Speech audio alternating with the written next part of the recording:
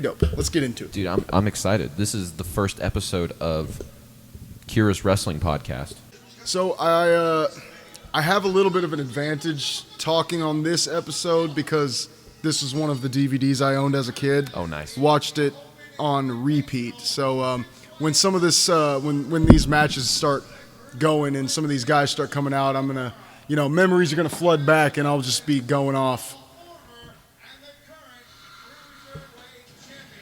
Okay, so I forgot Cruiserweight had its own belt and had its own. That's not a thing anymore. I was about to say that's gone.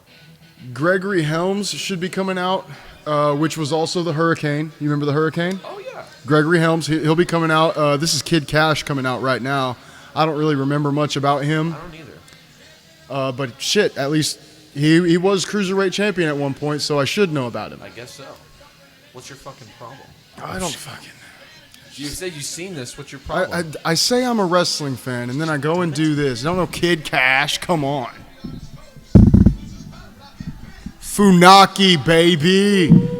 Mr. SmackDown himself. I actually liked Funaki. I'm not going to lie. I liked him. Yeah, I mean, he never really, blew up as far as, huge stardom, but yeah. He was, a great wrestler, from what I remember. Jobber for quite a while, and pretty much stayed that way, but I have always been a fan. Jamie fucking Noble. What, is this a triple threat? What is this? Oh, this is I think it's like a fatal four-way, or there might be more. I don't know. I know Gregory Helms is coming out, so. Oh. Little jumping ahead. Yeah, Jamie Noble's always been hot-headed. Oh, this is, what's his name? It's Cesar, or Nunzio. Nunzio, that's right. Fucking A. Nunzio? He always did that. The Italian guy, yeah. Which is sign language for fuck you. They had he's in ECW One Night Stand 2006 as well, with some other guys. Oh, Paul London, huge fan of Paul London. Do you remember this guy? No. He used to come out with Brian Kendrick, and they used to wear that baggy, shiny clothes and do all these crazy flips. A high flyer, absolutely. Okay. He's one of the top. Back in the day, he was one of the best.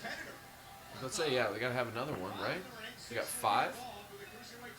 Damn. Oh, yeah, here he is. There, okay. And this guy, obviously, everybody knows who this guy is. See, that's the thing is, I forgot about him.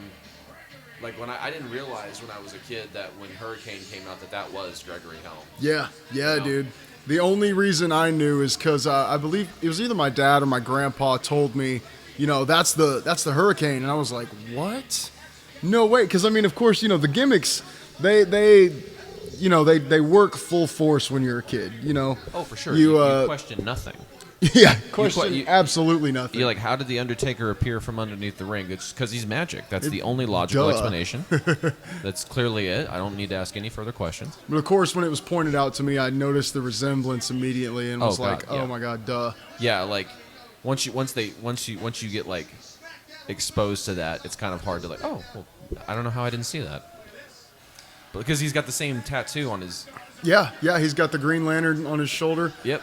I assume that after the whole superhero gimmick kind of, fizzled out, this was his attempt at, a serious gimmick or a serious persona. And to be honest, I think he did better as the Hurricane. Frankly, honestly, I heard that at one point Hurricane was one of the top merchandise sellers in the company. I did not know that at all. Yeah, apparently that Hurricane merchandise was super popular, especially with young kids and stuff. I would have never guessed. So, I guess to an extent some gimmicks just kind of run their course, Yeah.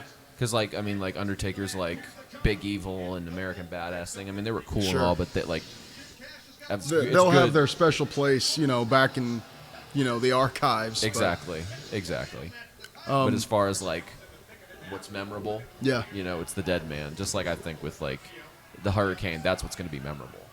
Something cool about the Hurricane and what made him so big as the Hurricane back then is, no one really ever took the superhero gimmick seriously. I mean, even because there was a couple other people that were dressed up. Yeah, he had like a big like blue and orange guy, I think it was, and then, oh yeah, that was soon to be Umaga, right? that's right. Yeah, I think. and he had a girl with him too, Molly Holly or something. I'm gonna have to brush up, man. Yeah, if me we're doing a too. podcast on wrestling, I need to fucking brush up on my shit. I know, because I've I just been- was an avid fan when I was a kid, but Yeah. man, And if some of you are watching this, like, what the hell is this podcast? Well, like, first of all, like, we're in a rock band, and instead of it just sucks. Don't listen to it. Yeah, it's awful. I dare you not to listen to it. Please don't listen to our music. It's bad. But like, we grew up watching this stuff, and like, we talk about it all the time in the van. We share clips and share our favorite promos and our favorite moments and stuff. So we're like, you know what? Why don't we just make a damn podcast? You talk about something so much, eventually you're just like, why don't we do something with this? Yeah, You know? because like we're literally, we'll spend hours and hours and hours in the van just like reminiscing over past stuff, and like now that we have access to the WWE Network, the floodgates have opened. Yeah. And so instead of mindlessly repeating it to ourselves, we're going to be mindlessly repeating it to y'all Exactly. as well. So, we hope you enjoy our repetitious meanderings through our history. yeah. But This is just us being a bunch of wrestling nerds. he almost put like a pedigree going on or something. Looked like it. See, that's one of those things too. Like, if I was Triple H and I saw like cruiserweights doing my pedigree, I'd be fucking pissed. Yeah. Because that move is supposed to, like, especially like a signature move like that, it's supposed to be like reserved. It's supposed to be special. Well, I know there's like some wrestlers that get in trouble for that. Well, those that thing he did, I believe, is called like a double underhook, and that's kind of the setup for the pedigree, but it's also a setup for many other moves. That's true. So it's I mean, kind of like it's like the position. Yeah. Like, what you call it, like a template position or you something. can do like a double underhook, suplex, pile driver, whatever, you know. That's right. But yeah, famously known for the pedigree. But what I was saying about the Hurricane was even back then, not really anybody was taking the superhero gimmick seriously, and it was never meant to be taken seriously. No. You know, it was supposed to be funny because even kids then were kind of laughing at that. Yeah. And that was the whole point.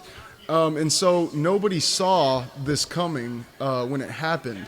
But when The Rock made his big return back around, you know, when the Hurricane was a thing, The Rock, I believe, had the belt, and, you know, I mean, of course, I'm going to do some research, make sure I'm getting my shit right.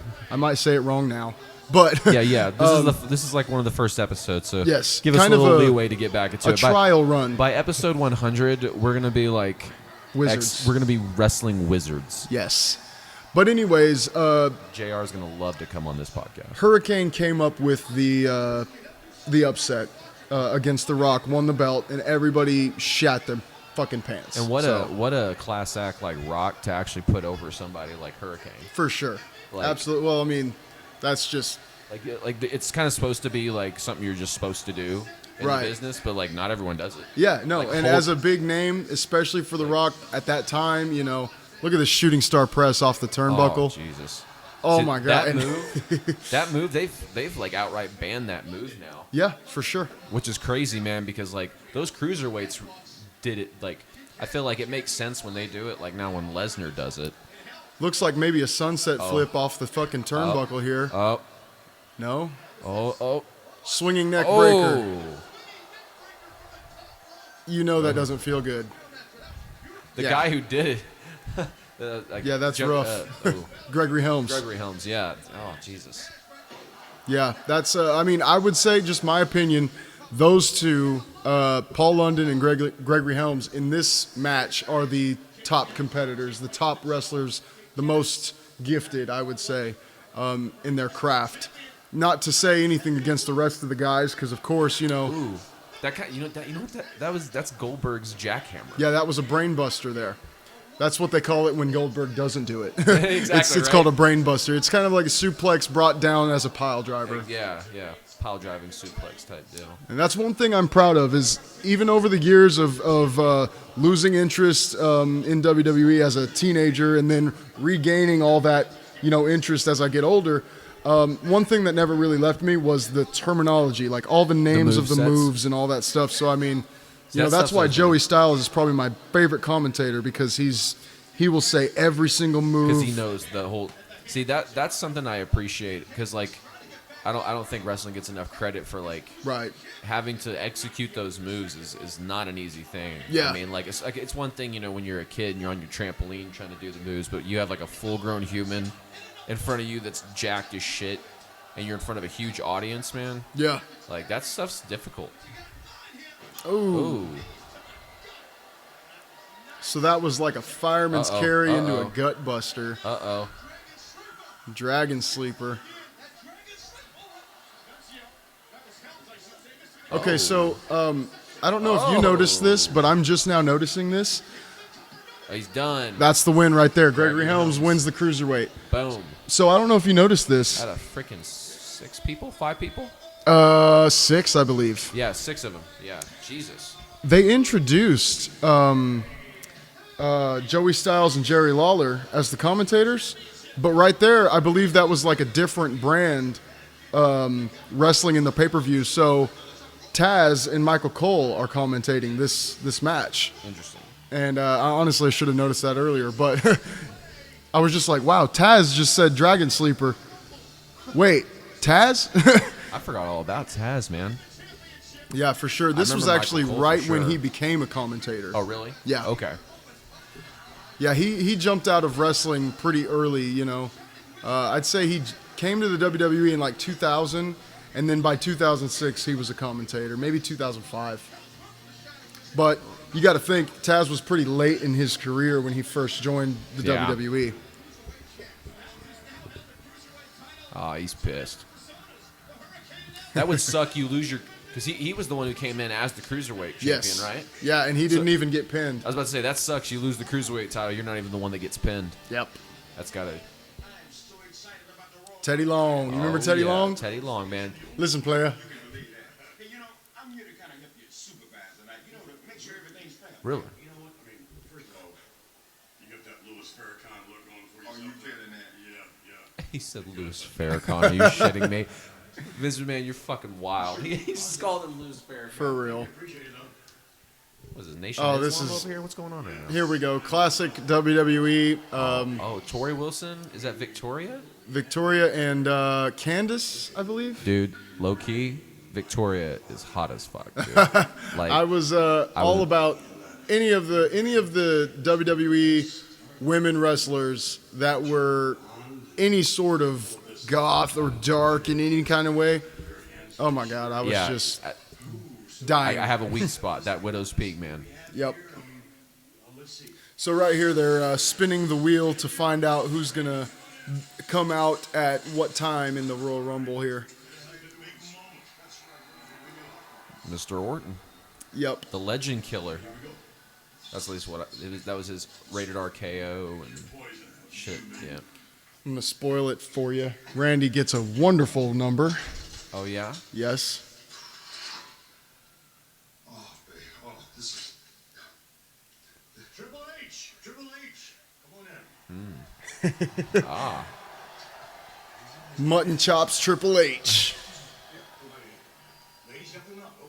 So Randy got like 29 or 30 or something like that. So here's Triple H talking all that shit, and he's about to pull a very bad number. Uh-oh. Ruh-roh. Realities of you not standing a chance tonight. I'm gonna win the Royal Rumble. Corey, you mind opening the box for me? Yeah, the there's innuendo. more sexual innuendos. God. Just wait for it.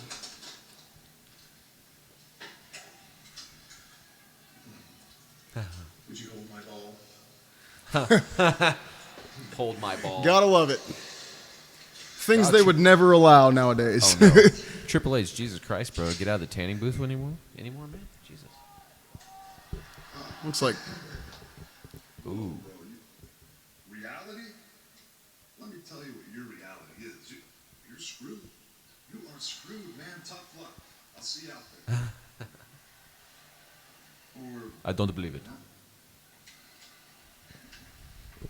You're right. Triple H does look very orange here. He's got a nice orange hue to him right now. If you look closely, you see some scars up on his forehead. That's from juicing. I was there. about to say, yeah. That's Juicing is a special term that I learned from a buddy of mine that's an indie wrestler. Oh, nice. He's like And in he, local promotions and yeah, stuff? he wrestles Dope. in Kansas and in Oklahoma, Wichita, Tulsa area. Shout out to my boy Justin, the massive legend. He's a wonderful wrestler, wonderful performer, and a really cool dude. He told me that when a wrestler uses a razor on their hairline or their forehead to bleed, it's called juicing. Juicing. So, So, yeah, y'all thinking of steroids. Wrong. Wrong. gotcha. Remember Ico Pro? Well, you didn't miss much. There was a. Is that Tori? It was Trish Stratus and Mickie James. I forgot about this, but back in the day, they had a little story going with the women's champion Trish Stratus, wonderful yeah. wrestler, legend. She's back now, isn't she? Is she? I think she came back. I don't know. Neither one of us keep up with the new wrestling, so Yeah. Most of our if you guys knowledge keep is up, from- let us know. See, that's why we like Ryne. Ryne is our OG because he's got like the 90s. He's got a lot of the 90s covered in the early 2000s. We started basically in the early 2000s. Yeah. I would say as late as 98, 99. Yeah. You know, but even then, like, it's hard to retain all that stuff. Exactly. We were like 4. Exactly. Yeah, 99. I was 4. Yeah. Yeah. So yeah. Oh, this is Mickie James. I forgot about her. So yeah, back in this cheerleader time, they theme. had a little story going with Mickie James and Trish Stratus. Mickie James was supposed to be the psycho, That's right. crazy Kinda girl stalker, that's very stalkerish, all over Trish, and just wanted everything to do with her. Wanted to be her. Wanted to do some suggestive things with her. You know, they had a special match in WrestleMania 22 that ended the whole thing. But yeah, not very tasteful in WWE's choices here. But I mean, because it just gets very provocative. Is that a female ref? Yes, that's Trish Stratus. No. Wait. Oh, You mean wait. a female like announcer or Oh, who's in the ring other than Mickie James? Trish Stratus? And Trish Stratus. Oh, and Trish. That's Ashley. Oh. You remember Ashley? No. She was the punk girl. Like she was the rocker girl. Wait, not her. There was another girl in the ring. Oh, that must have been what's her name? Like Jillian Hall or whoever does the announcing. Okay, so I was about to say, like, because I saw another girl in there, like, I just got, Yes. she was gone, so yeah, that had to be. Forgive us, listeners. This is all coming back to us. Exactly. Yeah. The first couple episodes are gonna be like, oh yeah, and then the rest of it, we're gonna be the most annoying wrestling snobs ever. I'm just kidding. Right. I'm just kidding. But okay, so Trish is reffing, and it's Ashley and Mickie James. Yes, Okay. and both very, very talented wrestlers, by the way. Mickie James is killer. She still is. And Ashley, rest in peace, is no longer with us. Oh no, I didn't. But know that. in her prime, she was a killer wrestler as well. Reffed by Trish Stratus. This is three of the best women wrestlers like of all time here.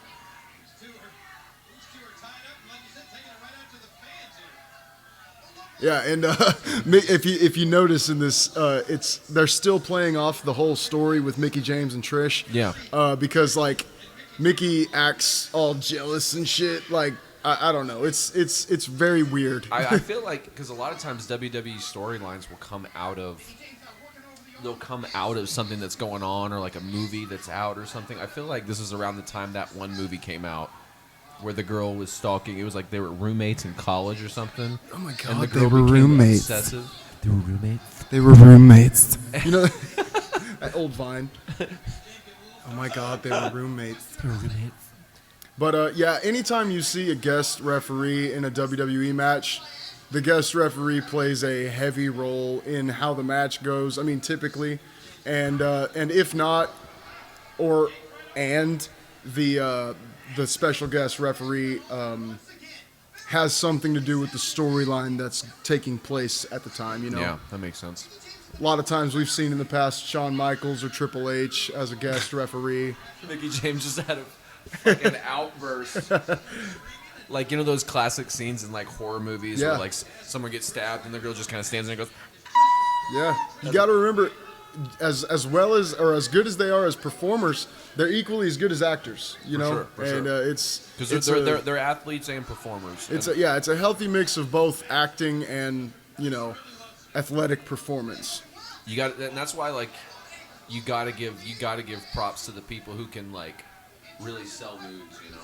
Yeah, like, you gotta absolutely. give, like, because it's very easy to make it look bad in the ring. For sure. Like, I've even seen some really bad matches from coming like, from legends two and dudes stuff. that can't wrestle at all. Oh yeah, I have I actually have a record, you know, for like world's shittiest back for a 26-year-old. Like I got it Nice. last week. I was really happy. We need to about get it. you a belt. Like I need a belt with it just got like cracked bones on it and a walker.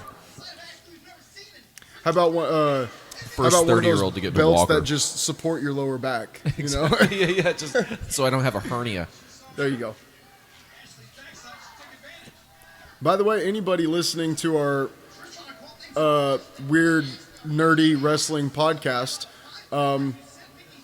we may or may not, probably may not, but we may Get naked in the middle of the. I'm just kidding. we may one day have a music video of. I was thinking about that. I didn't know if I would. I didn't know if I wanted to bring it up because, like, to the guys. Look at it this way. No one's going to listen to this podcast, so we can tell them. We can tell them. There's going to be like 4 people listening. There's going to be like 3 people Hey, listening. listen, all 4 of you, we love you. And tell more people so 8 can listen. And then maybe one day we'll get 1 million people here. But for now, we need you 4 to really, like, we need you guys to kick it up a little bit. Yeah, those okay? 4 people are going to be us. Okay, the response. So just tell yourself, you know. No. So the responsibility for this show is on you guys now. one of these days, we might have a music video where me and Ryan are whooping the shit out of each other in a wrestling ring. And Dax... I would love to be either a referee or a commentator. Oh, I think we have a guest that's wanting to make her way in here. For those of you that don't know about the KIRRA folklore, there exists the cutest dog in the world. And This her is name Betty. is Betty. I hope you can hear her breathing in the mic. Oh, here's. Yeah, that's Betty. She's adorable. For those of you watching on YouTube, oh, I see a little battery sign She's going. she's the official mascot of KIRRA. She is. She's an absolute angel, and everybody loves her. She used to bark at Zach, but she's opened up. Yeah. We've all opened up. We stopped barking at Zach a long time ago. She's like, look how good I'm doing, Trish. Don't you love me? Don't you love that? I did it for you. You know, and I also have to like give credit because these women are like fantastic, like athletes. Yeah. And they're super sexy. No, insanely hot. I mean you're listening to 2 26-year-old guys talk about women, Yes. so she's a good-looking girl. for real. But I mean, honestly, with in the same respect, damn near all of the men here are in top physical shape. You know, so yeah, but they don't wear bras. yeah, so they look great too. But the women, no. Yeah, just yeah. I'm just kidding, all our female listeners out there. I'm totally just fucking around. Dickin' round.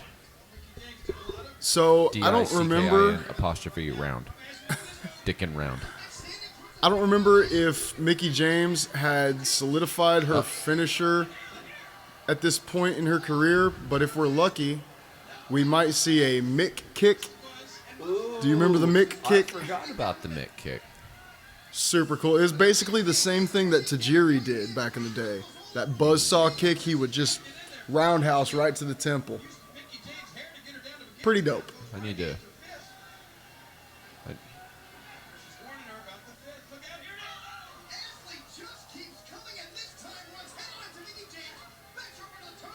That was a little.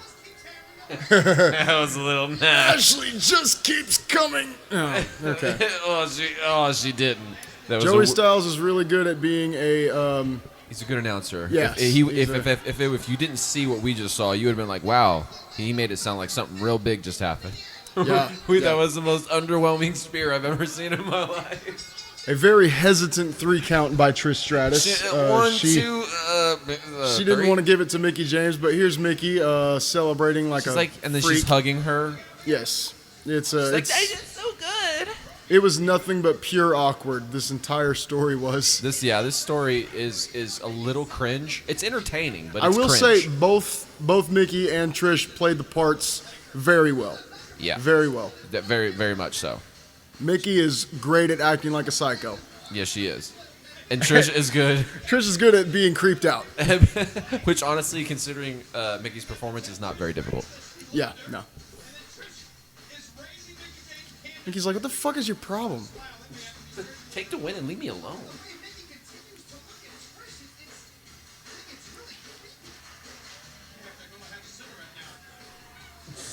He said, I'm going to have to go have a cigarette now. Who was that? I think that was Taz. Maybe. Because it was Joey's. I'm thinking that one. No. It was Styles. Miami, Florida is where this pay-per-view took place. Up in Miami. They said something along the lines of 16,000 people. Which tells you it's probably about 15,500 people there. Yeah. They are known for, juicing those numbers just a little bit. Just with enough. the heights and the weights of the wrestlers. And, like maybe the attendance, too. Andre was 750 pounds. And 49 feet tall. Exactly. That's basically what happened. I mean, when he's like only like 450, which, I mean, granted, if you pick up a 450-pound human being, yeah, you're built like a brick shithouse. You're jacked like a tree, but still, 700 pounds. And my date of birth, look at my driver's license? Does date of birth, does it say yesterday? Because I don't think it says yesterday.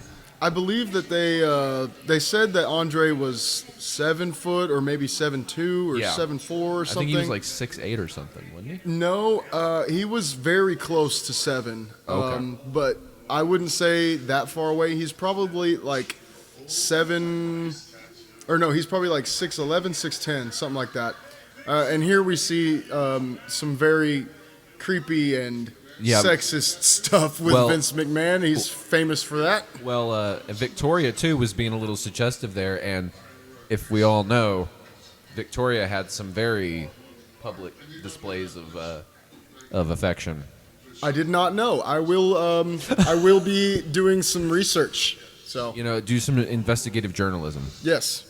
Purely for research purposes. Big Show here is getting his Big Show has hair number. still. Say what? I said Big Show has hair still. Yeah. That's how you know we're not quite into the PG bubblegum era. We're in 2006, ladies and gentlemen. Yes, that's right. We were watching the Royal Rumble. The Royal Rumble?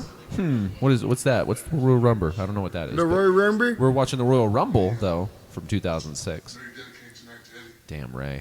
Yeah, this was. The Eddie Guerrero tributes. Yes, this was very fresh. Eddie Guerrero had just passed recently, and this is kind of the reason why Ray won the Royal Rumble. And did Orton already like on SmackDown say the shit to Ray about how Eddie was going to hell and yes, oh my God, this is in the heat of it. And Ray, dude, I heard was like Randy did not want to say that at all. No. And then Ray was like, "No, dude, Eddie would be cool with it." Like, yeah, no, because Eddie would be. Because Eddie got the business. Very few people know Eddie Guerrero as well as Ray, and so if Ray says, Eddie would be cool with this, then he probably would. Take Ray's word for it. Yeah. But very few people who. Yeah. So we both know, whoever wins the Royal Rumble gets a championship shot at WrestleMania, and so. That's originally what the Rumble was supposed to do, was set up the next WrestleMania contestant, basically. Yes, and it still does, I believe. It always has. Sometimes they don't. Sometimes they're not as like. I don't know. Like it's definitely like that's what it's supposed to be. I think there's only been like a handful of times where they just like, kind of like, oh, this guy won, and then they just did like a kind of upper card match, but not like Yeah. It was like, you know, it was supposed to be like the match. Right. You got the match at WrestleMania. Now you get like a match at WrestleMania. Sure. Which is still badass. Right. I mean, you're still playing WrestleMania. I mean, you're still, you know, doing WrestleMania and stuff, but yeah, you should always get that title shot. But that's what they were definitely doing in 2006. For sure. For sure. And you know, it's tragic, the death of Eddie Guerrero, but Latino. given, you know, that he passed away, WWE looked at this as a wonderful opportunity to really push Rey Mysterio. Yeah. In honor of Eddie, you know, and so Which is funny, I've never really thought about it like that. I always thought it was just kind of a way to, like, WWE was just kind of capitalizing on a good storyline, but, like, saying that it was a way to promote Rey, yes, that's really cool. yeah, and, I didn't think about and that. to promote Rey, but to also further promote Eddie in a way. Yeah, you know, because it's like, you'll need a heel in the story, sure, which is Randy. and So- of course, if heels are going to be involved when a death happens, you know, that obviously will just fill the fucking stands. That will, Exactly. you know, that fuels the fire of the rivalry. absolutely. And Randy's a great heel. Yeah. Randy's really good. JBL, you talk about really good heels. Yeah, JBL. is like one of my favorite heels because he's such a dick and he plays it so well. Absolutely. He plays that role so well. I remember when he had like a semi-feud with The Undertaker. Yeah. I loved it. He had a feud with John Cena. He had a feud with everybody. All the heel or all the faces. He had a you know what I mean. I remember he was trying to make The Undertaker laugh one time. He's like, "You need to go camping. You need to get in a camper and go camping." And Undertaker, he's just kind of like the slightest little grin, but you know, Mark's a total professional, so he's just in character. But oh god. So our next The match Boogeyman? here, yes, The fucking Boogeyman. yes, sir. Our next match here is JBL versus Right, the Boogeyman. With forgive me, I don't remember her name. Whoever that girl is that's with JBL, they were kind of like supposed to be a thing. Kayfabe. Was it Michelle McCool? No, that's not Michelle McCool. That's Who'd he bite the thing? Remember that. Yes, I think. But he's not. That's not who's up there with JBL right now. No, it is. Oh, it is. Okay. Yes, it's the same girl. Her name escapes me right Yeah, now. 'cause But it here is the wasn't Boogeyman in all of his fucking glory. I love the Boogeyman. Dude, his character is by far one of the most creative Absolutely. character arcs. Coolest, creepiest, weirdest, most shocking. One of the most shocking wrestlers. Look at JBL's terrifying here. dude. Even if I was just like performing, I would still be kind of scared shitless if that dude was coming at me doing. Yeah. And this is the kind of match as a kid that I loved because you're so right about JBL being such a fucking heel. Yeah. He's so good at being a heel that even to this day I despise him. I fucking hate him. I hate him. Like based on his storyline. Bradshaw in the APA, love him. Clothesline from Hell with the long hair. He used to be teamed up with Farouk. That's a little Loved before him. me. That's a little before me. So I only see like clips. I only saw like clips of like what he used to be, and I'm like, dude, that's like that was a pretty big jump. From he was badass. What and he was cool. in the APA to the JBL. In later episodes, gimmick, we'll watch some older shit, and I'll show you some old Bradshaw shit. He was so cool back in the day, but honestly, he was a tag team guy with Farouk. That's what you said, Farouk. This heel turn for him, it was like a perma heel turn. He stayed heel For pretty much, yeah, because for the rest of this time. It's hard to make this character a face, honestly. Yeah, you know, like I don't think he ever was. Whenever he finally changed to JBL, and I love how like he's the biggest shit talker, JBL, but he's the biggest coward. Yeah, he is the biggest coward when it comes down to like actually like when he would fight the Undertaker, when he's fighting right now the Boogeyman. Honestly, you don't have to be scared easy to be scared by the Boogeyman. That's I mean, no shit, dude. What's this guy's name again? Martin Wright, I think. Martin Wright. Yeah. Okay. WRITE or IGHT, one of those two. He's you got to give him respect too because he's kind of got that commitment to it, like Taker does, where like he tries not to ever not be in character. Yeah. So like even when he does autograph signings, you know, he's in full get up, he's in the full setup. Sure. And even when he did an interview where he wasn't really doing this, he still like painted his face a certain color and put like a thing on just to not be to keep character. To keep character, kayfabe. even if just 1%, he got it to where you still don't really know who Martin Wright, like what he really looks like, kind of, Right, yeah. Like, at least most people, oh, God. Oh, spitting worms all over her. This is so crazy, dude. Terrifying. We literally have a dude right now who is spitting worms onto a girl on the wrestling mat. Like, I'm just... Yeah, 10-year-old, 11-year-old me was just freaking out over this. To me, this was the coolest shit. I thought the Boogeyman was so cool. And the fact that he was going to be whooping up on JBL made it even better for me. Exactly, because if there's anybody who needed an ass kicking, it was JBL. Oh, I love the kind of like somewhat no sells by Boogeyman, where some things are just like, no, I don't. Yeah, that don't faze me. Just took a headshot to the announce table and just looked at him right in the eye. And sometimes like he'll get these bumps and literally like he'll still be gyrating like the Boogeyman. Yeah, he'll gyrate that move off. Like, I'll just shake it off. Like when you stub your pinky toe really fucking hard on the table, and you're just like, I'm just gonna walk that off. Just walk it off until it's done. It was the Boogeyman's MO to always be, no matter what, even if he's taking shots like this here, he's supposed to just stay, as far away from human as he can. You know what I mean? Absolutely. And by the way, the strength of Martin Wright, dude. People don't give him credit for being as strong as he is, but this dude is a powerhouse. He's not as big. Yeah, he's size-wise. He's not 7 feet tall. He's not 300 pounds, but he can. Later on, you'll see in this match, he does like a pump handle slam on JBL, and JBL's damn near 300 pounds. Yeah, picks him up like it's nothing. Here's that pump handle right shit. here. Oh, dude. Yeah. Oh. I believe later on he does like a double-handed choke slam thing on him. Oh, JBL's done. Yes. You're fucking done, son. Handful of worms. He used to keep those in his pocket during the whole match. Can you imagine trying to perform with fucking worms in your pocket? I'm going to put some worms in your pocket on stage and have you gyrate. Nightcrawler worms, so the really long ones. Like, exactly, yeah. Got to be dramatic. You told me that he was thinking about bugs. Yeah, like he originally wanted to do like crickets and bugs and stuff, but the WWE wanted to have a more manageable insect or something or creature that wouldn't just like get loose in the arena, And what kind of guy are you gonna find that's cool enough to be like, oh, we can't do cockroaches, but we can do worms? Yeah, sure. Yeah, he's like, oh, that's whatever it is, I'll put it in my mouth. Like, that's a rare dude. Definitely, that's a very rare dude. I feel like this guy, Martin Wright, should have gotten.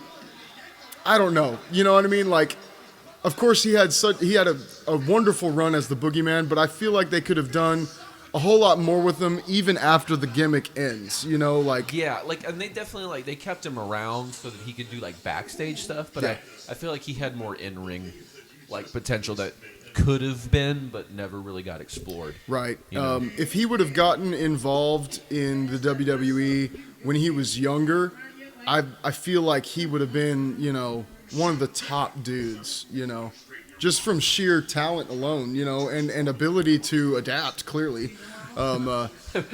Shelton Benjamin. Yes. Vince McMahon just said, you better straighten your mom up right now.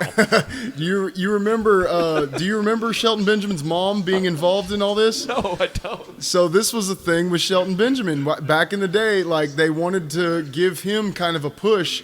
And so their funny idea was, let's have your mom show up and you'll be mama's boy and you'll kind of rub it in everyone's faces and Shelton's mom will get involved, and kind of help him win and shit. Oh my God. It was that's hilarious. Pretty good idea. And by the way, my Shelton's grandmother mama played a wonderful character.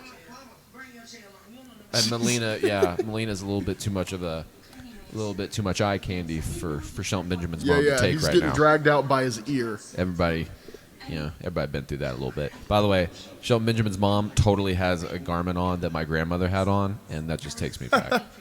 Perfect. No disrespect to Mrs. Benjamin. I'm sure she liked it.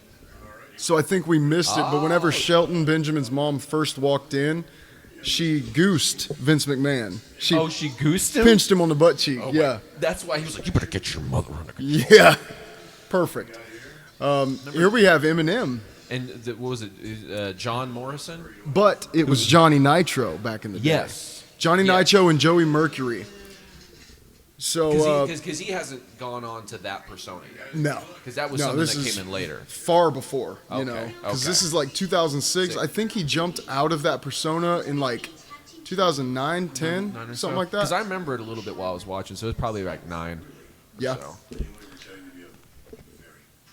And of course, we all remember what happened to Joey Mercury. Do you remember that? Good luck. See, ladies. Didn't he have a drug problem? No.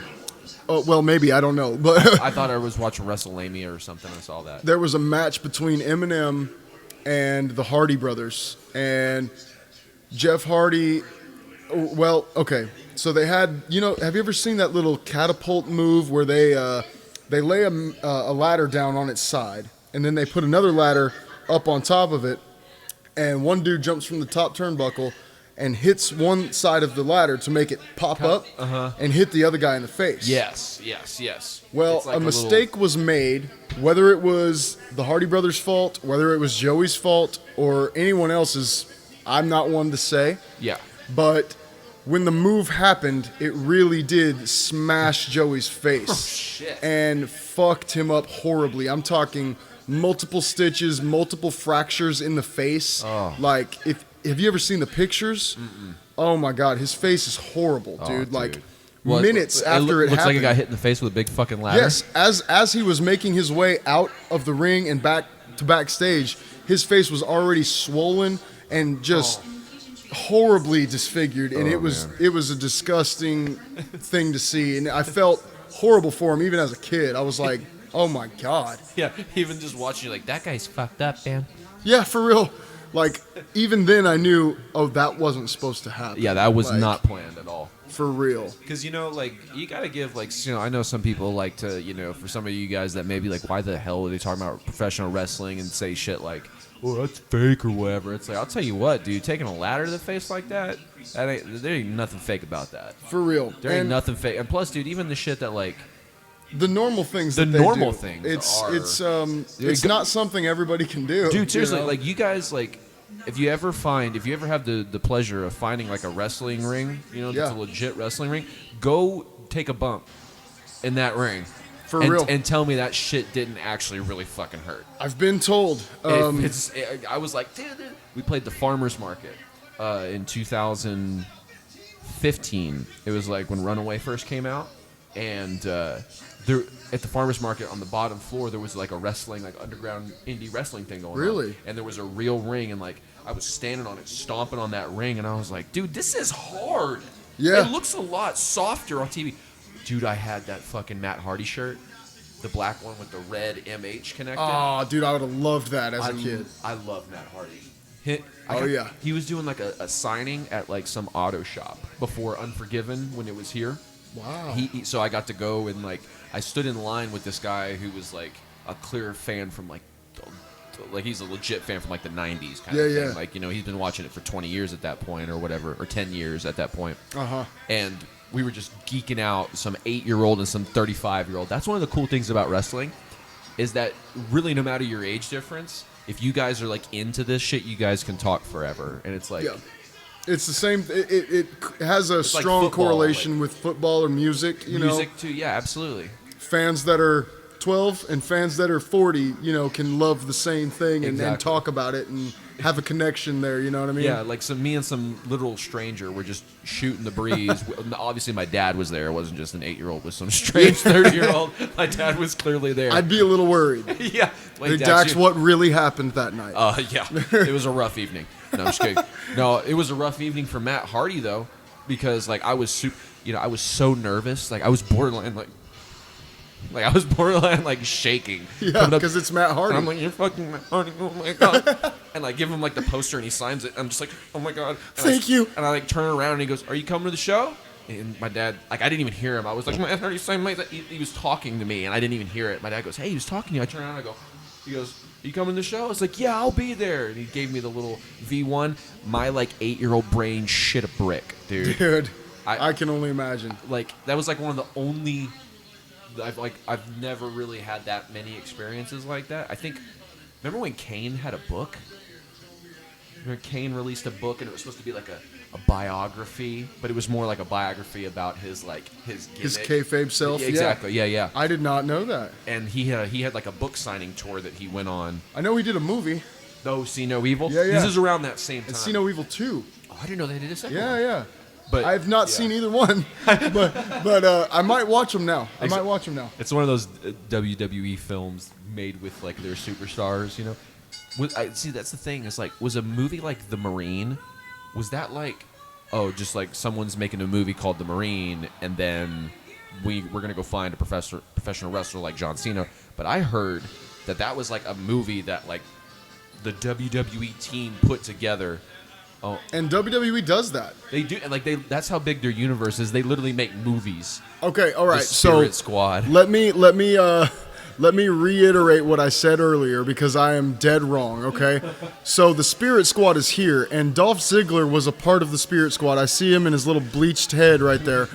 So no, he was not one of the guys opening the doors. But if I'm not mistaken, the dudes that are opening the doors, one of them is a soon-to-be jobber or something.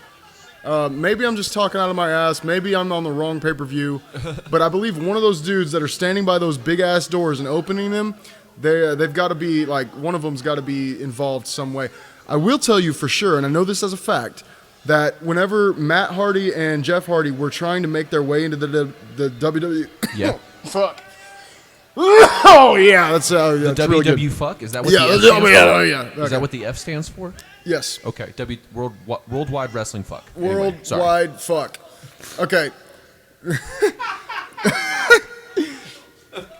Oh my God, it's hard to talk whenever the Spirit Squad is doing a whole fucking cheerleading routine in the middle of the ring. Are they? Not their greatest idea. Not one of their best ideas here. But because they're it's a half. They were male cheerleaders. They were that was what they were supposed to be. But they're kind of heels, but not really. Well, they're heels in the way of, they don't want to make you hate them because you're mean or because you're bad. They want people to hate them because they're stupid. Exactly. It's almost a comic relief act. Yeah, it's the same thing as Simon Dean. We'll see Simon Dean in the Royal Rumble later on. He was that physical trainer guy. Yep. Same thing.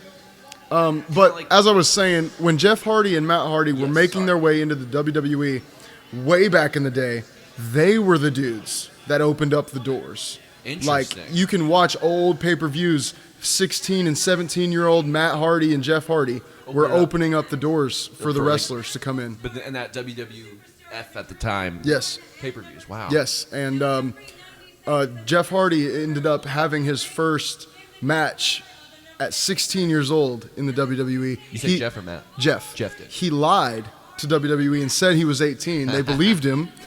Didn't check his ID, I guess. Because if there's one thing that WWE is fantastic at, is at fact checking and verifying details. Sure. And making sure their wrestlers are of the appropriate age and are, let's just say, drug free. Yeah. Something like that. So Jeff had his first match against Razor Ramon or Scott Hall. I think it was Razor Ramon at the time.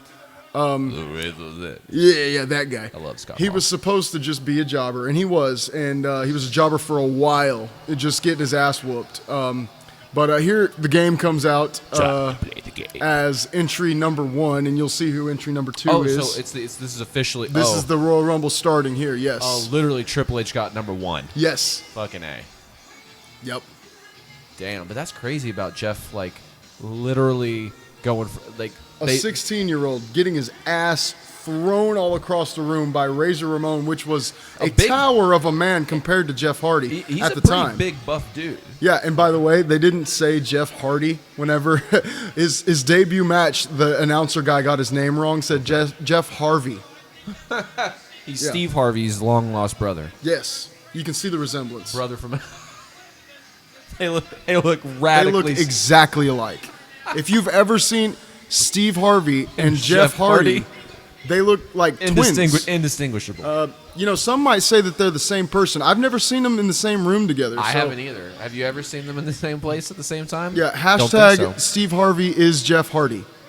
Guys, can you guys for sure start that hashtag? That would Please. literally make my entire week. Which one's the imposter, though? Because I'd say Steve, because, well, no, I would say Jeff. Because Steve's older. Steve is older. Yeah, Steve yeah. has OG status. Jeff Hardy doesn't exist. It's Steve Harvey. That's who it is. Plus, I mean, come on. It's Family Feud. I mean, I love WWE and everything, but how are you going to compete with Family Feud? You can't. You can't. WWE is peanuts to an elephant when it comes to Family Feud. Because if WWE has 15,000 hours... This is now a Family Feud podcast. We're talking about Steve Harvey, and that's it. And who was the guy before him? Harry Carey or whatever. What's his name? There's been so many guys before him that I don't. Fucking Drew Carey, yeah. Oh yeah, they had like Drew Carey. They had what was that old guy's name? I can't even remember his name anymore. It but I know wasn't what Bob he looked Barker. like.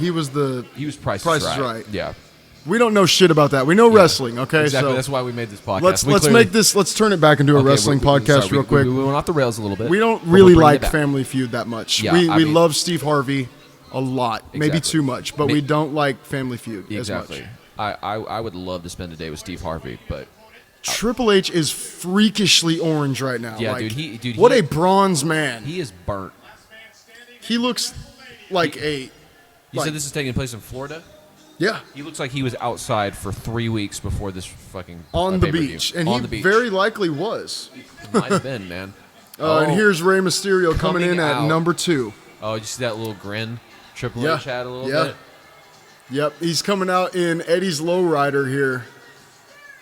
Totally representing Eddie Guerrero. I fucking love it. I lie. Yes. So here we are as Rey Mysterio comes out. It's dinner time, and we are starting the Royal Rumble, guys. This is exciting. I used to have that. I had that shirt. You had that Eddie Guerrero I had shirt? that shirt, man. No way. That takes me back. Holy shit. Definitely wouldn't fit me now. I'd be fat guy in a little coat with that, but I'll do it anyway. You know, as a kid, I had a Batista shirt that was a 3X. Adult. 3X Batista shirt. Was it like what would they call it? Was it like a Snuggie? Basically. Like, I found it at a thrift store, but I had to have it because it was Batista. So I didn't care what size it was. So, I mean, still to this day, it would fit me. That was smart planning by your younger self. Like, you know what? It is 3X. I will one day want that. Like, not I want it, but I will one day like fit into it even when I'm older. Yeah. Because I wanted it right then and there. Yeah, yeah. Now look at coming back from our little break to get some pizza. By the way, if you're in Oklahoma City, ever go get Heavy D's Pizza. Heavy D's. I swear to God, if they become a sponsor on this podcast, like D's as in D's nuts. Yes. Heavy D's. But dude, this is like the best local pizza ever.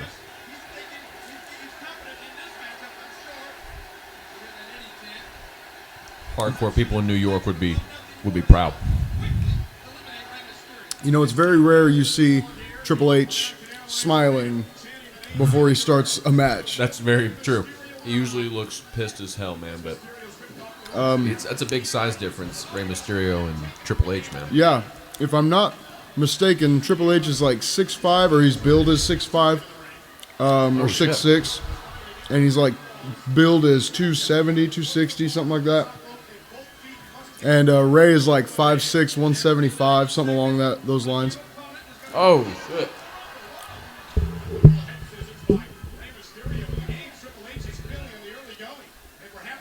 Yeah, Triple H and Rey Mysterio set it off in the beginning. Man. Kill it. Rey's setting that tone, man.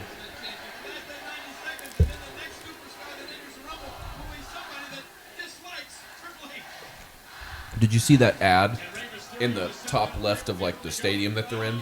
Uh-uh. And it said before WWE Network, it was like WWE 24/7. Yes, absolutely, I remember that. Yeah, that was like their equivalent of what we're watching right now on Peacock.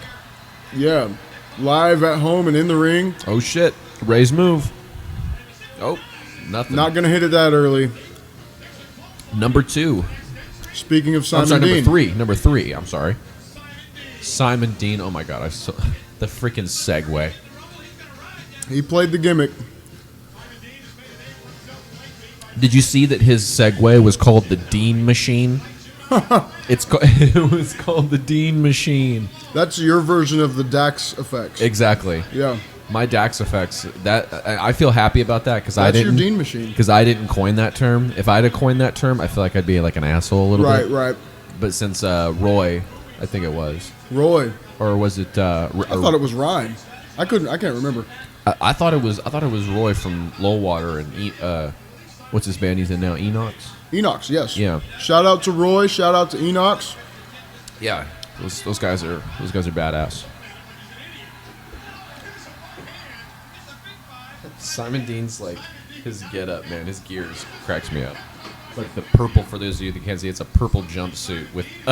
They've collectively decided, screw you. So we're back to our original two. Simon Dean lasted that long. Wow. They were just like, this guy's a nonsense. Like, he's a nuisance. Get this guy out of here. Yep. In classic jobber fashion. Exactly. The crowd is chanting Eddie. That's dope.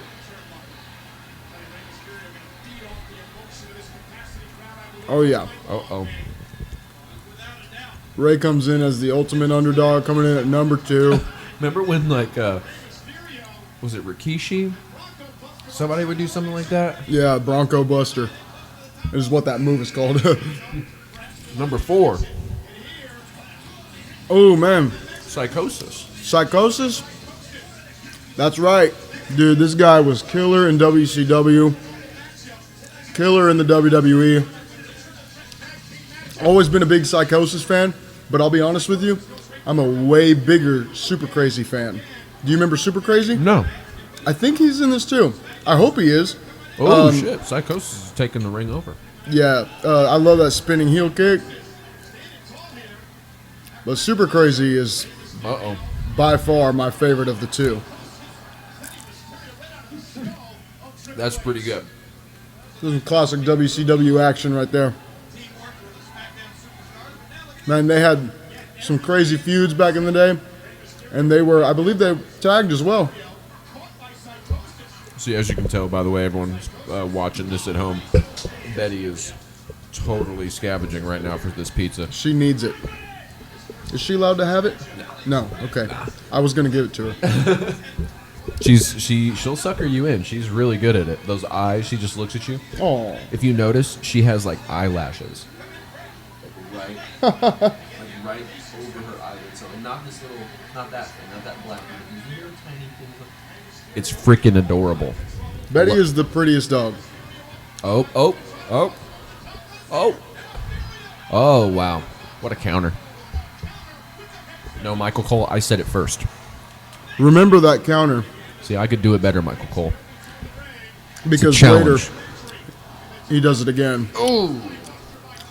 Classic spine buster by Triple H. That's a signature move of his. That's the move that he tore his. Remember when he tore his quad? I do like remember. He ripped it like off. Yeah. Yeah, I didn't see it happen, but I remember it happening. Can you imagine? No, I can't. That's so crazy, dude. Dude, even in 2006, Ric Flair was a dinosaur. Oh my God, dude, that's true. Like when we were watching him, we're like, man, Flair's like, he's kind of getting up there. I mean, all respect to Flair. I mean, he's a legend. Mm-hmm. He hit on my mom back in the day. Nice. Yeah, my mom was hanging out at a bar and like Flair. You and everyone else. Like I was about to say, yeah. I don't know if that's probably necessarily hit on everyone's mom. I was about to say, I don't know if that's necessarily a special claim. No, but because Flair was just still very cool. Still very cool. I honestly, I wish Ric Flair hit on my mom. I really do. I mean, he would have had a chance to, man. He would have probably ended up in a hospital somewhere, and then sure enough, that's all it would have taken. Sure, yeah. That's all it would have taken. Just be like, hey, I got a limo. That's the worst Ric Flair impression ever, by the way. That was I was watching, and we'll do this together, guys. Everyone that's watching and listening right now. I went and watched like an old Raw episode. It was like '93 or something, and Flair is just Like, if we're watching Flair right now, Flair is still legendary, but it's like Flair times 10. Yeah. It's like the heyday of Flair, you know? Right. You got to give mad props to Flair. He's a pretty big legend in this. Right here, he's doing a lot of his classic moves. Oh, he gets eliminated quickly. And just seems as quickly he was in. It seems like it stays Triple H and Rey Mysterio for a while here. What number are we on here? I think that was 6. Because Psychosis was 5, I think. No, he was 4. Damn, I don't remember. Let's see, who was it? Oh, Big Show's in. It's a big show. That face.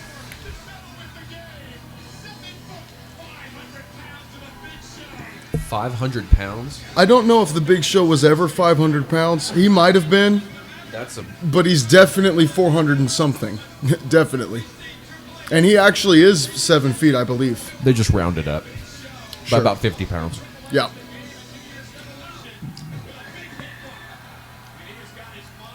That's kind of what they've done with The Undertaker, too. I mean, like, they used to call him out at, I remember this number specifically, they used to call him out at 326 pounds all the time. Oh, my God. I don't know if they continued that. I don't know. I mean, I don't even know if they say weights now. Like, I don't watch the new stuff. But Triple H is doing a wonderful job selling the skillet hand slaps to the chest, chops. You gotta know that's gotta hurt, like, cause you just dicking around with your friends. You ever just like Yeah. do that Oh, shit, yeah. dude? Like, Big Show's hand. That's gotta be rough. Yeah, and you can't. I mean, honestly, you can't deny the sound. When it makes that sound, you know it hurts. Like, ugh. Oh man. Big Show, for a big guy, such a big guy that he is a very, he's actually not that bad technically speaking. Oh yeah, no, that's why he's lasted for as long as he has. I mean, He's such a good wrestler. a lot of big wrestlers, you see, they don't last very long, mainly because of their lack of skill. The Like, Great Khali that's what I was was about to a say. horrible wrestler, Dude. and Literally, like, one of the most, like, lackluster performers, in my opinion. yeah, for sure. In the WWE. Very underwhelming watching him wrestle, and I'll I admit, loved him in The Longest Yard. sure, yeah, me too. Wonderful actor. Oh But my coach. Jonathan Coachman's coming out. Coachman, the He is coach. a ESPN commentator now. Can you believe it? He was in the Royal Rumble. Everyone, Wow. watch this. Hits good the for the back coach. of Big Show. Even though the coach, I always hated the coach. He was the perfect heel commentator. Sure, yeah. Just kind of a prick. Yep. So the dumbest move you can do in the Royal Rumble is to immediately slap the Big Show. Yeah, that's just dumb. Uh, Especially when you're Coachman. Yeah. Like, If you're the Look at that. Undertaker, slap whoever it just- you want. Oh my god, yeah, you literally just got pushed. It literally just pushed you over the top. Oh my God. You go.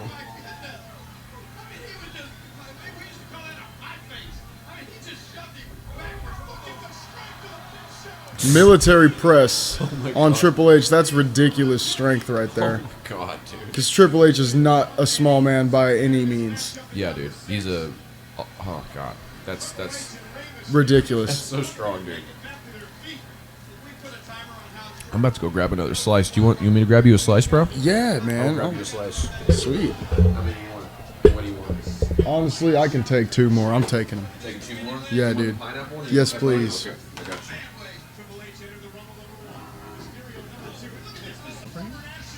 So this is Bobby Lashley when he Oh, dude. first stepped onto the scene, man. Let's say this is like Such a powerhouse. Did you see him vertically jump onto the apron right there? Oh my god, dude. Like just Bobby Lashley was always. I remember when he very first came onto the scene, dude. I was just like Freak so athlete. impressed. and he's got that military background, MMA background. Like Like he's legit. this dude was built to be in the WWE. He still wrestles. Like he's He's a top contender now, isn't he? he's in it. Like nowadays, like he's still doing it.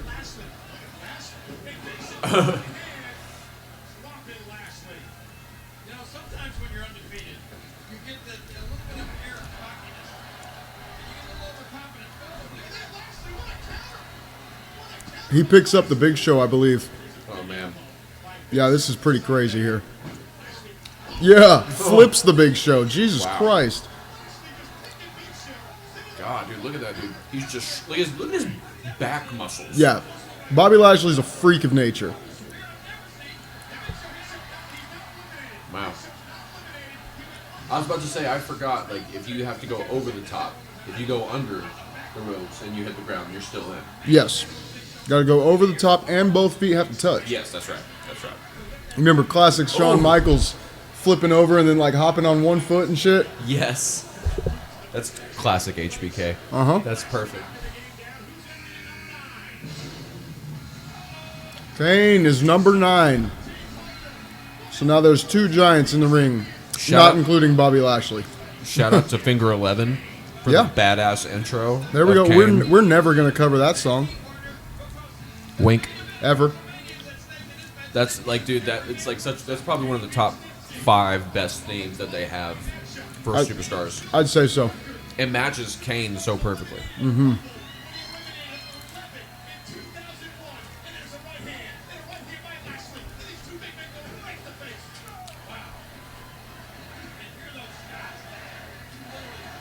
Bobby Lashley and Kane going at it. Can't knock over Bobby Lashley that easy. Oh, and then a big boot. You can with your foot. Here's your foot, Kane.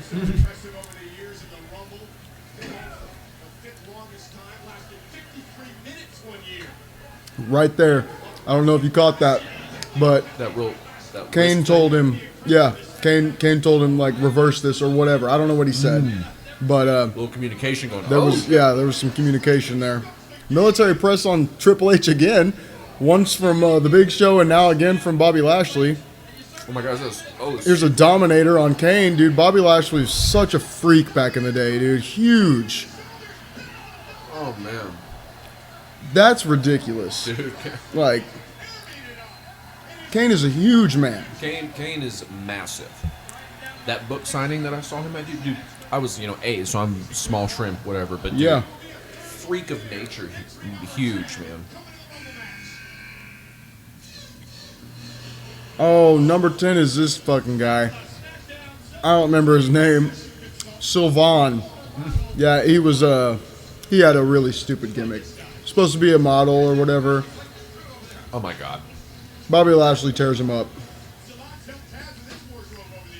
Some of the gimmicks that I feel bad for some of the superstars that like maybe have like really good potential, but they get the weirdest gimmick in the world. Yeah.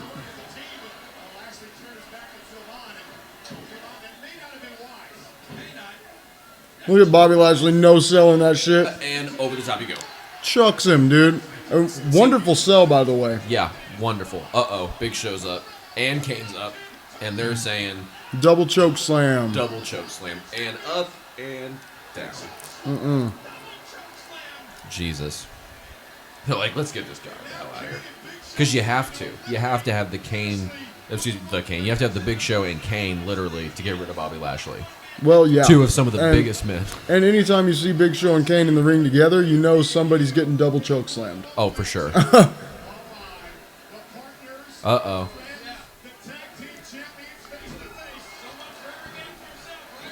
Oh, I guess Kane and Big Show were partners at this time. Oh, that's right, yep. But in the Royal Rumble, though, it is a free-for-all. Yep.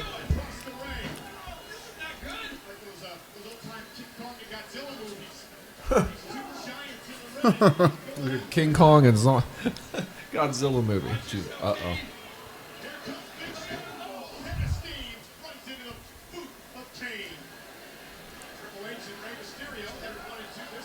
Uh-oh.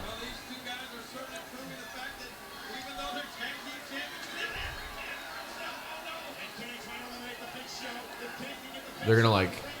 It looks like they're both leaning. It's like they're going to go over. It's going to be a double here. A double elimination. I believe it's Triple H that does it. Yep. Yep. Oh, and you're done.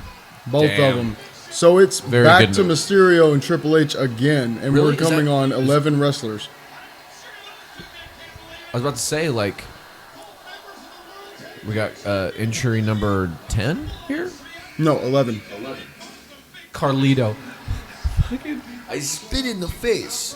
The classic Carlito. I hated him so much when I was a kid. Now I look back at it, I was like, man, what a cool gimmick. Have the chillest gig. You got to be the cool guy. That's it. I'm the cool guy.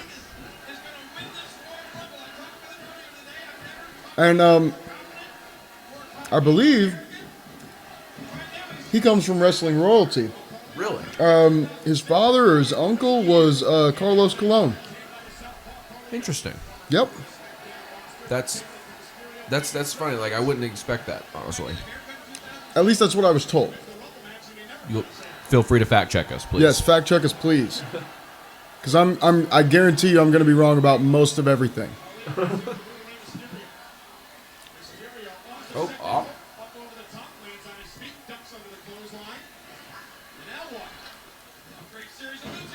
Ooh. The backstabber.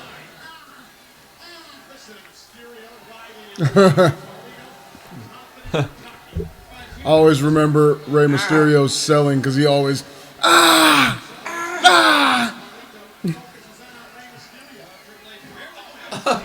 Triple H just pokes him in the eye.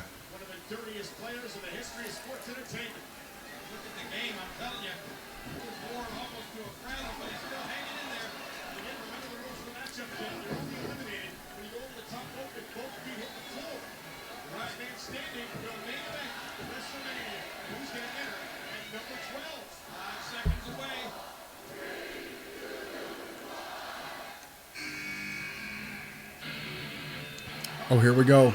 Oh my goodness. The wrestler who shall not be named.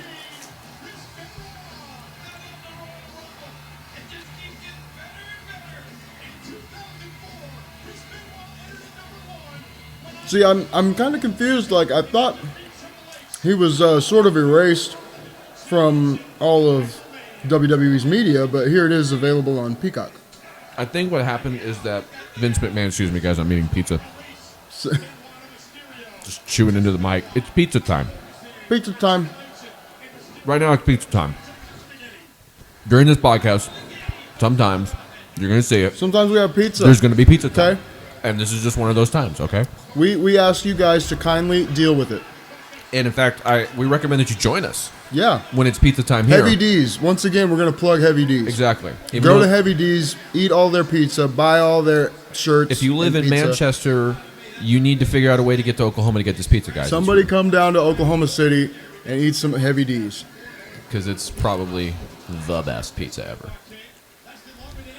But I forgot what I was talking about. Was I saying anything? I don't even know if I was saying anything. You were talking about Heavy D's. I was saying. I was talking about Mr. Chris. Yes. In the ring here. I think what they stated is that, like, as far as his contribution to the history of the business and like just the merits of him as a wrestler, like, you can't ignore that. It's just like you can't deny it. But then it's Sure. but they'll never promote him. Like, there's a difference between, like, promoting somebody as, like, this guy's awesome.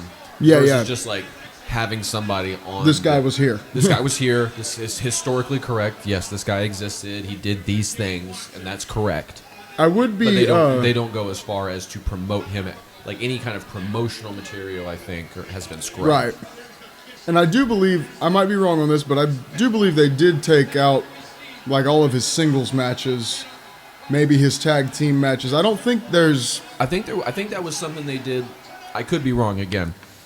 I think that may have been something, from what I understand, that they did, like, initially. Like, once the news came out of what really happened, I think they, like, scrubbed him. Yeah. But then once, like, Booker T's up now. Very nice. He was about to be king of the ring. That's right. Shortly after this. Which one of his best gimmicks as King Booker. For sure. I hated it, but that's what the point was. Exactly. So, Exactly. He did it successfully. Is Betty wanting out? Betty, are you trying to? Betty, you trying to bounce? I thought I heard you crying. Betty bounce? No? Oh, I guess She was just kidding. She's just cute. Okay.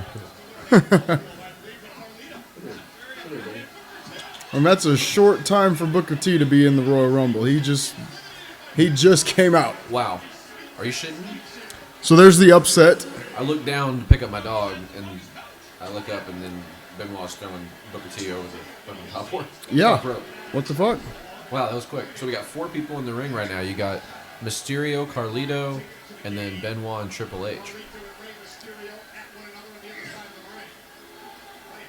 If I'm not mistaken, we're going to be introduced to a 2006 Viscera here soon. That was just member number 13. That was entry 13? I think so. Yeah. All Booker right. T. Oh! Triple H is on the top rope right now. The finagling. Yeah, got to make it look like you're about to fall out. And Carlito comes over here.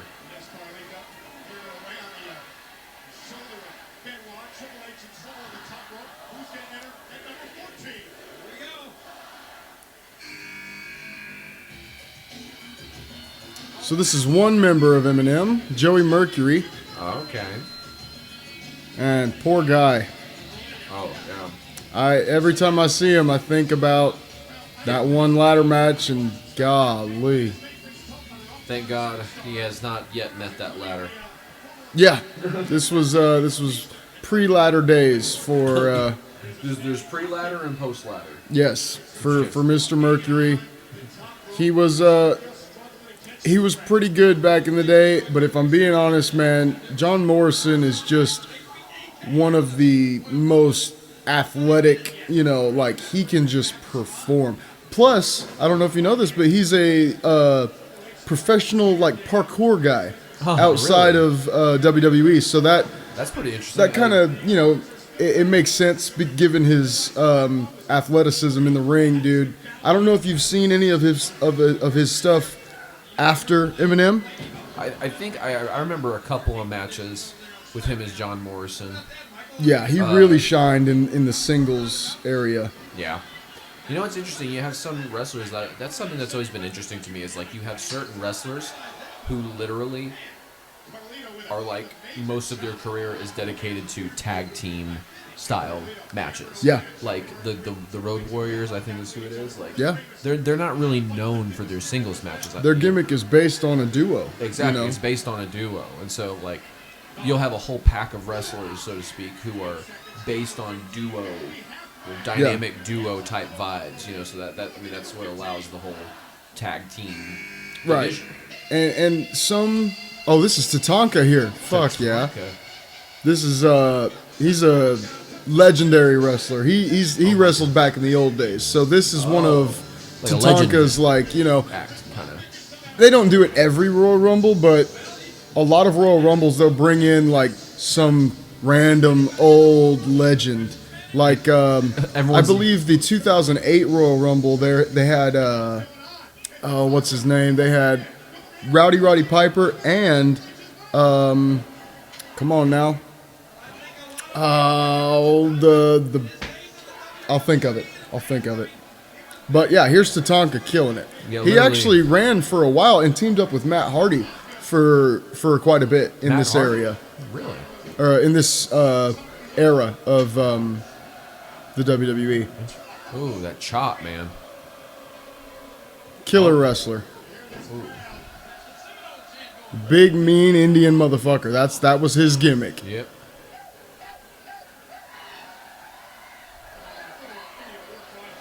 Oh, damn. Chops from hell. He's old school, man. Yeah, those chops, dude. He don't fuck around with the chops. Chops, you just better be able to take that, man.